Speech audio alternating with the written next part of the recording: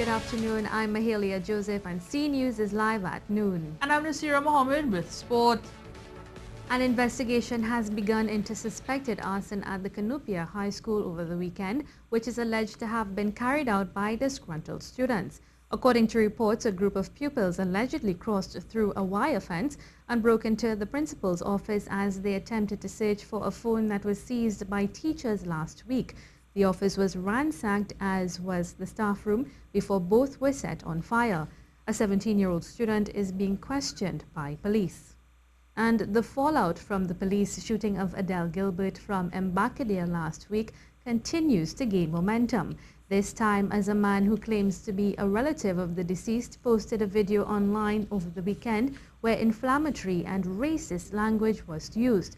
The clip, which has gone viral and prompted hundreds of responses, shows the speaker, who identified himself as Dennis Gilbert, making allegations against some officers of the police service in San Fernando. However, by Sunday afternoon, Mr. Gilbert posted another video in which he apologized for his statements, saying he'd made a bad mistake and he wasn't trying to inflame the situation. That hurt me beyond control, and I made certain comments that offended a lot of people, and I'm sorry for that, because I ain't no killer, I ain't no gang, I ain't nothing like that. I just say that money thing about our picture with the officer because I really thought they would try to cover it up now, and I really wanted justice for my family. Adele Gilbert was shot last week Thursday after being chased by police at Carlton Lane in San Fernando. However, when his body was on the ground, police officers were captured on video, picking him up and putting him in the back of a police van. The clip caused widespread condemnation, resulting in the officers involved being taken off duty, whilst an independent probe is carried out by the TTPS and Police Complaints Authority. Dennis Gilbert also apologized for using racially provocative language that offended the Hindu and Indian communities.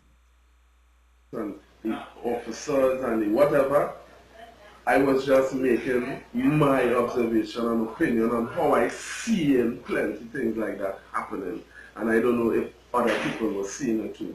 It ain't no trigger thing for how everybody. I get cussed fully from Indian people, mother this, mother that, mother this, and ask any one of them if I comment back or cuss anybody or show any disrespect. I keep it cool because I recognize like I tickle the wrong vein with some people, and that's not my intention. And the Police Complaints Authority says it's in agreement with the Police Social and Welfare Association President's call for the implementation of body cameras for police officers. However, the recommendation isn't new, having been mooted before by former PCA Director Gillian Lucky, who's now a High Court judge. In a statement this morning, the body said it calls for the use of police body cameras has been growing globally and was most recently implemented by the Jamaica Constabulary Force. The present authority of the PCA strongly calls for the implementation of body cameras, as it is the belief of the authority that it will improve the level of accountability of the police and will improve transparency in the conduct of police operations. And campaigning for local government election gets underway tonight, that as political parties gear up for the November 28th poll. The UNC will be first out of the blocks with their usual Monday night forum at the Diego Martin North Secondary School, whilst the PNM campaigners are expected to be walking in various districts. The number of seats up for grabs has risen from 134 in 2013 to 137, following the EBC's draft order, which covers 14 regional corporations. This time, though, there are some changes in the EBC order, applying to the Cunupia region with the addition of a new seat of Carapo. October 26th is the final deadline for voter registration. The EBC have indicated the preliminary voters list stands at a little over 1 million people as at mid-October. The ruling PNM control 8 corporations, with the UNC having 6. You're watching the C News live report at noon. Remember, you can keep up to date with all the latest news on our website at ctvtt.com, or you can check out our Facebook and Twitter pages at C News Live.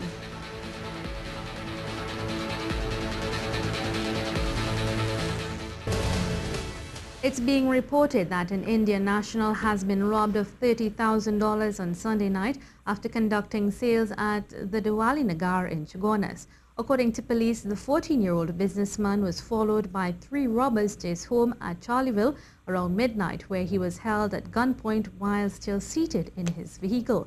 One of the thieves smashed the driver's window before grabbing $27,000 and an Apple iPhone valued at $3,000. Concerns are growing for the status of 5 Trinidadian Muslim men released a week ago from prison in Venezuela. Questions have been raised by Muslim-based organizations as to when the men will actually be returning to Trinidad. 8 days ago, Wade Charles, Dominic Pitilal, Asim Luckman, Andre Battersby and Leslie Daisley were released without charge and were said to be on their way home last week. However, the head of the Islamic Front and families of the 5 men said they'd heard nothing since and as a result visited the Parliament on Friday, insisting on a meeting with the Foreign Affairs Minister.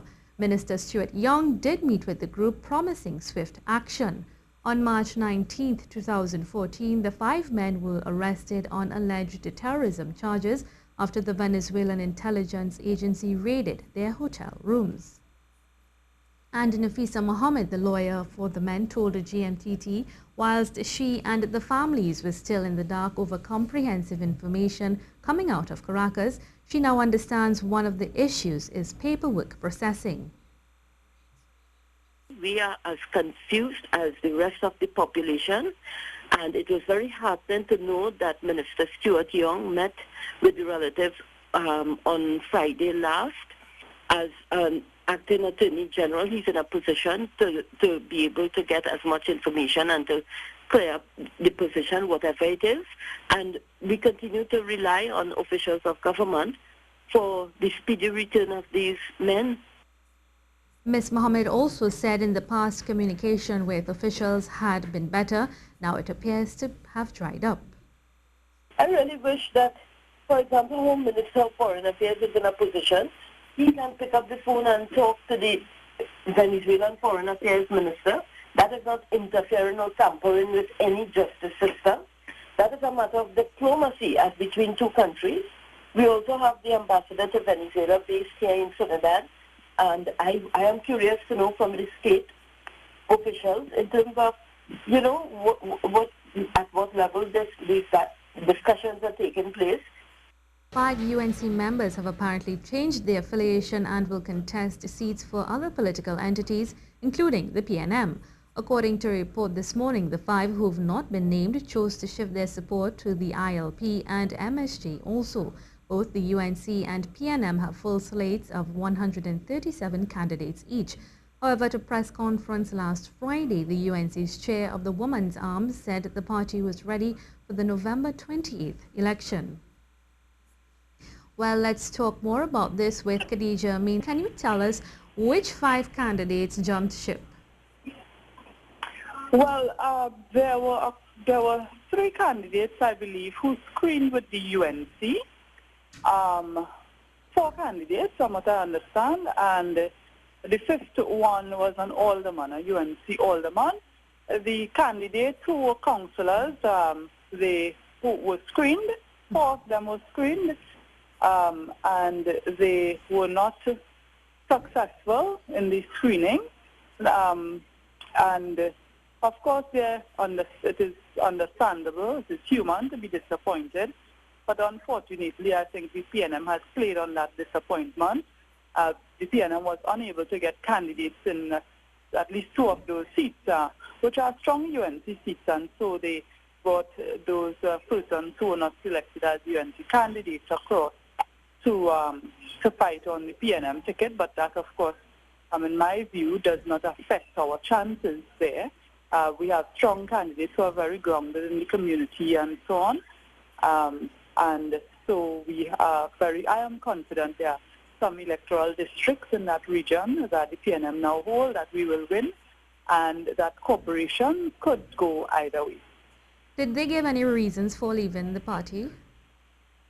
I did read a piece of an article. I read an article where one of the persons was quoted as saying they were disappointed with the selection.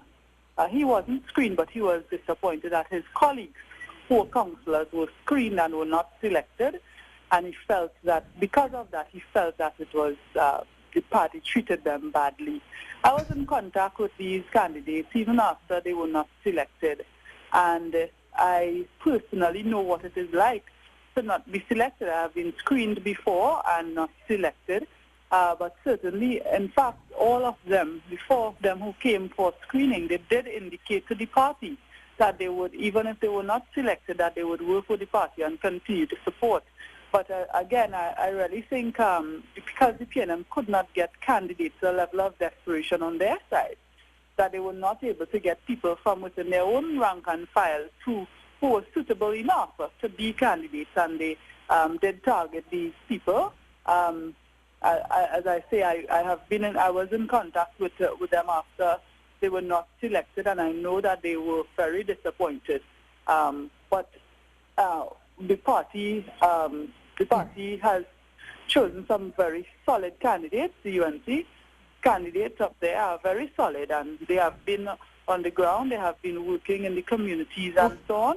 Mm-hmm. And of course, it is for the people to decide.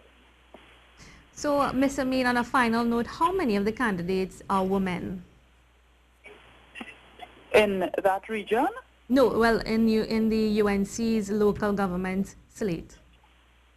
Well, we do have all 137 electoral districts being contested. Mm-hmm. I sat on the screening committee, the Women's Affairs Officer of the party, Dr. Catherine Ali, who incidentally sat on the first ever executive of the party when it was founded by Mr. Pandey.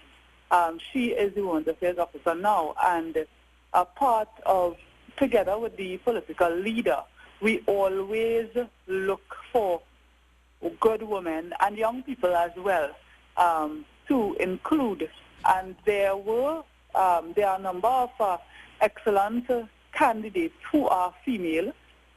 We also have a number of very young candidates who are coming as candidates for the first time, but who have been involved in the party before, either working in the youth or working in their communities.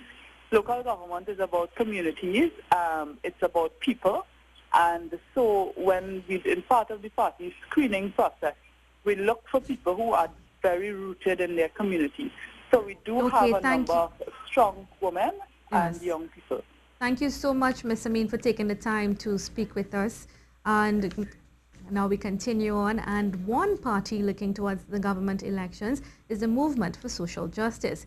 Speaking at a press conference on Sunday morning, party leader David Abdullah said that they will be contesting positions in the Point Fortin and Arima Borough corporations, with the possibility of adding a third corporation if party members agree. Mr. Abdullah said by the next local government elections, the MSJ would be in a better position to contest the seats in each of the 14 regional corporations. And we expect that burgesses in both Arima and Point Fortin who are not happy with the status quo, not happy with the way in which those corporations have been run, not happy with the representation that they've been getting, that the burgesses will recognize that the MSJ candidates will provide them with much better representation, with good representation, in a way that they would not have experienced for very many years. To some other news now, Santa Cruz residents living there say they've been without water for 17 days now. According to one homeowner, they've been surviving on truck-borne supplies to fill their tanks. And Upper Santa Cruz resident Brian Jardin spoke with GMTT this morning, telling us the extent of the water shortage. We are living on a waterbed for the last how many years? Santa Cruz is known for a waterbed. And you are telling me, Wasser is telling me each time I get in contact with them, that there's a breakdown in Valsing, there's a breakdown in the Arena Dam area, there's also a breakdown in Santa Cruz pumping station, and it goes on and on, on and on. Mr. Jardin said the entire area has been affected and it's unfair to be paying water rates with no water coming through the taps. So it's $900 I've spent. I was at the Tyree. So I'm taking my hard-earned money now to buy water when I should be getting water from the taps. Indeed. I am paying water, the water rates each time the standard bill is being paid. And C News Live was told by Mr. Jordan that WASA had spoken with him and they would be looking into the water supply problem. C News Live is also waiting an official response from WASA. We'll try to bring you that later today. Now, the lifeguards have continued their protest action this morning. That following last week's action where they claim they are being neglected by the National Security Ministry. Our reporter Ian Wason is there. Ian, tell us what's happening. Hi, Mahalia Joseph. What happened is that the union representing the majority of the lifeguards, according to what they said, the Emergency Medical Services Union, their leader, Jamil Sidney, he said that the lifeguards operating in the nation's beaches will not operate ambulances, and he says that they are not equipped, they are not trained to do CPR and other necessary duties on their job.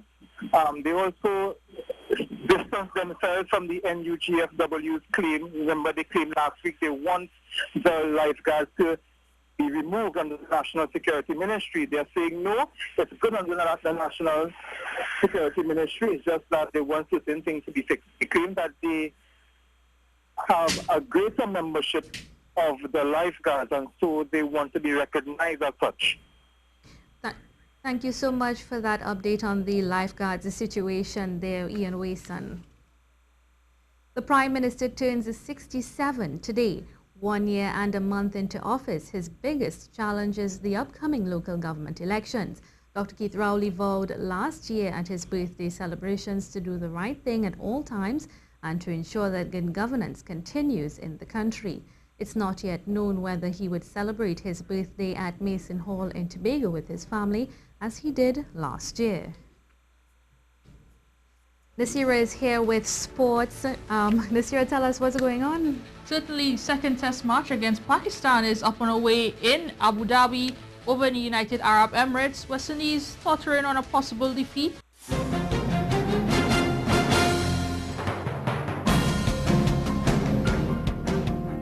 Now we start with news of cricket.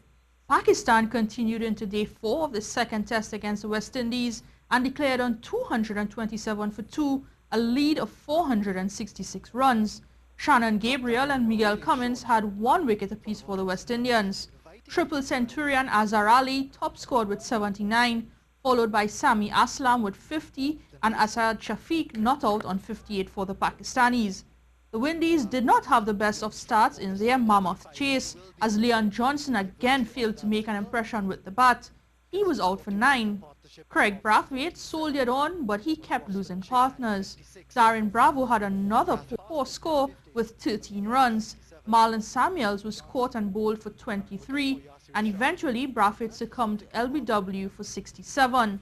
The Windies closed day 4 on 171 for 4, some 285 runs away, with 6 wickets remaining from a victory or a possible draw. For the Pakistanis, Yashir Shah had 2 for 60, with Rahat Ali and Mohammad Nawaz a wicket apiece in their second innings of bowling. And England rescued a 22-run victory in the final morning of an intriguing test in Chittagong, as the man of the match Ben Stokes took the 2 final wickets. Bangladesh began the day needing 33 to beat England for the first time in a test match, with 2 wickets remaining. They calmly added 10 runs before Taijul Islam was given out LBW after a review. 2 balls later, Stokes removed last man Shaiful Islam, who was given out LBW and failed to overturn it on a review, as Bangladesh were dismissed for 263 runs. Going into the game, the Tigers had won just 7 of their 93 test innings, beating only Zimbabwe and an understrength West Indies. They have another opportunity in the second and final test of the series, which begins in Dhaka on Friday. And in other news, President of the Trinidad and Tobago Olympic Committee, Brian Lewis, is now the interim president of the Caribbean Association of National Olympic Committees, CANOC. Lewis was unanimously elected to serve in the capacity following the resignation of former President Steve Stout of Barbados. Lewis will serve as interim president until the CANOC Extraordinary General Meeting scheduled for Barranquilla, Colombia in February 2017. In accepting the leadership position, Lewis expressed his sincere gratitude to Steve Stout for his vision and dedicated leadership of the organization over his 17-year reign. He reminded the leadership of the numerous challenges facing sport at this particular juncture and at the global level, and of the organization's need to play a leading role in the Olympic movement. And on to news of Formula One racing, Lewis Hamilton cut his championship point deficit to Nico Rosberg as he cruised to a comfortable victory in the United States Grand Prix. Hamilton's first win since the German Grand Prix in July puts him 26 points behind his Mercedes teammate, with 75 points available in the remaining 3 races. Rosberg finished second after receiving a position loss to Red Bull's Daniel Ricciardo at the start. The Australian finished third ahead of Ferrari's Sebastian Vettel. The world champion has now won 50 races in his career, with only Alain Prost and Michael Schumacher with 51 and 91 respectively having won more than that number in the history of the sport. And that's it for sport today. The Caribbean Broadcasting Union is meeting in Cuba this week as it discusses a range of issues affecting regional media outlets, including the onset of digital programming and competing with internationally based channel providers. Broadcasters representing radio and television broadcasters from English, French, Spanish and Dutch-speaking countries and territories across the wider Caribbean will hear from the President of the Caribbean Development Bank, Dr. Warren Smith, who will speak on Caribbean competitiveness.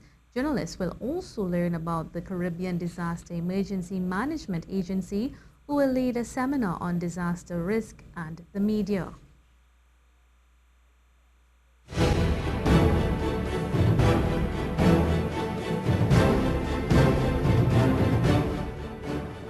Let's now take a look at some other stories from around the world.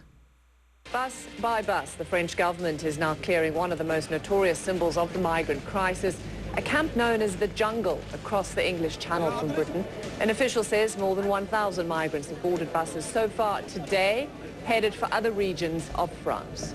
The bombing of eastern Aleppo has resumed after a ceasefire ended. That's according to aid workers in the area. Russia and Syria say the truce was aimed at letting people leave rebel-held neighborhoods, but it appears few actually left. 5 French nationals were killed in Malta Monday when their plane fell from the sky shortly after takeoff. The flight was part of an ongoing French customs surveillance operation to track human and drug trafficking routes. Officials are investigating the cause. Time now for a quick look at the weather. Today it will be sunny and warm. Another scorcher is on the way with temperatures reaching some 35 degrees Celsius. Tobago will also be the same. So do remember to drink lots of water, ensure your pets are hydrated, and of course, use a hat and some sunscreen. That brings us to the end of the C News Report at noon. I'm Mahalia Joseph. And I'm Nasira Mohammed. Have a good afternoon.